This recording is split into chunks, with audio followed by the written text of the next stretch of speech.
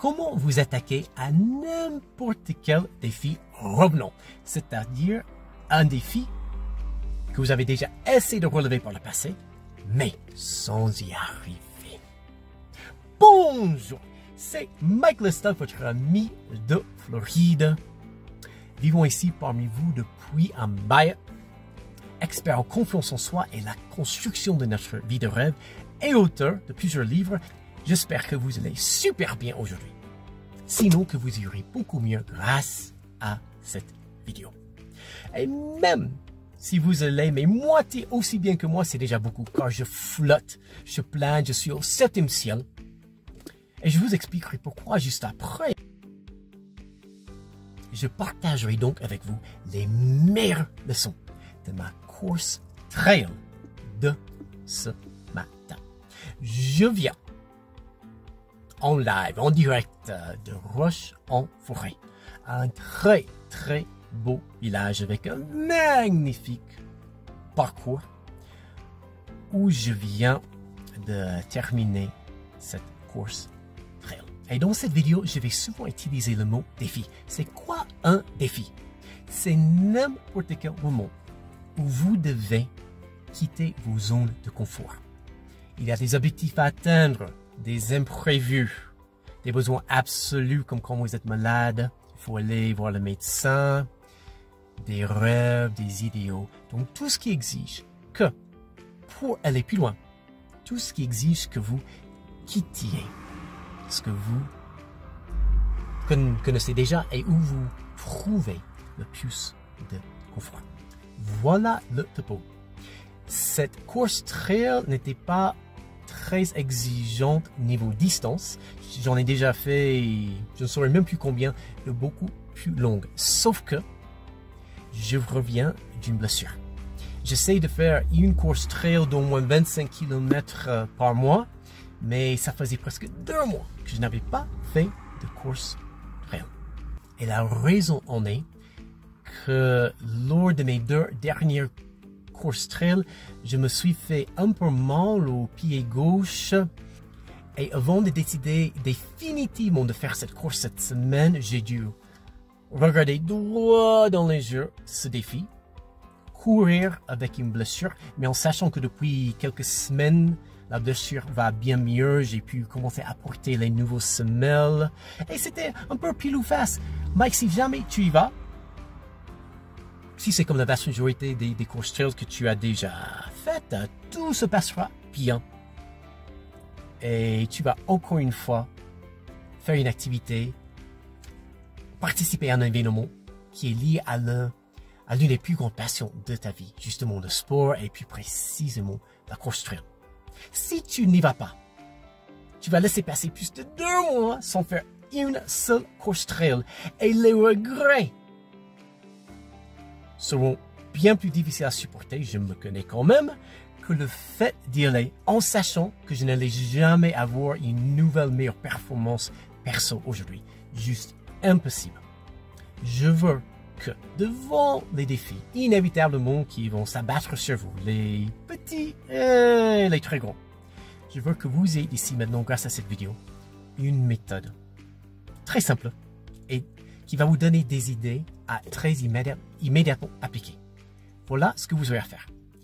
Quand vous vous dites, ok, j'ai tel et tel défi devant moi, revenons, je suis déjà passé par là, mais je n'y suis pas encore arrivé. Peut-être que c'était un échec total, ou peut-être que ce n'était pas la réussite que vous aviez cherché. Je veux que vous analysiez par écrit, par informatique, c'est encore mieux, car ainsi vous aurez des infos vivantes que vous pouvez constamment faire évoluer.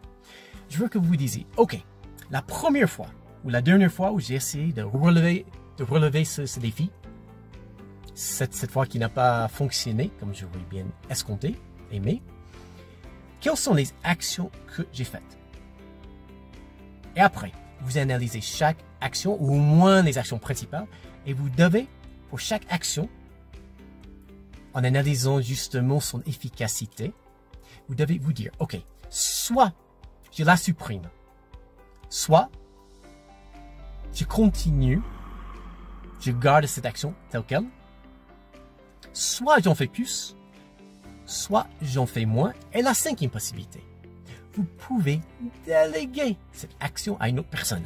Autrement dit, vous cherchez une autre personne qui est déjà passée par là et ou qui en sait plus long que vous, et vous dites à cette personne, en échange de rémunération ou pas, de vous aider à relever ce défi revenant. Voilà comment j'ai fait concernant ce défi aujourd'hui. Comme je vous ai dit, j'ai fait une course fin février, fin mars, et je me suis blessé un peu, rien de très grave, au pied gauche. Donc déjà, je suis allé mollo concernant les séances de course à pied et les autres activités sportives, et progressivement, j'essaie de retrouver mon ancien niveau. Et j'ai dû analyser chaque action, c'est-à-dire que chaque activité sportive et chaque exercice en chaque activité sportive, pour moi c'est musculation, natation et course à pied principalement. Et j'ai dû me dire, Mike, est-ce que tu vas la garder sans rien changer, la supprimer, en faire plus, en faire moins, ou bien déléguer cette action sans vous raconter toutes les analyses que j'ai faites. Je vais vous dire que globalement, j'ai dû garder ce que je faisais comme entraînement dans la course à pied pour me préparer à la prochaine course trail sans rien changer en particulier. Je n'ai rien supprimé en particulier. J'ai fait un peu plus de natation et de musculation avec un peu plus d'intensité, ou dans la musculation un peu plus de poids. J'ai fait évidemment, malheureusement, car j'aime beaucoup la course à pied, c'est l'une des plus grandes passions de ma vie, comme je vous ai dit, mais j'ai fait moins de course à pied. Et finalement, ce qui m'a sans doute le plus aidé, j'ai délégué. C'est-à-dire, j'ai analysé des infos sur Internet, sur YouTube, des experts par rapport à moi dans la course à pied, et des professionnels médicaux, et ce qu'ils ont dit concernant cette blessure, comment la faire guérir.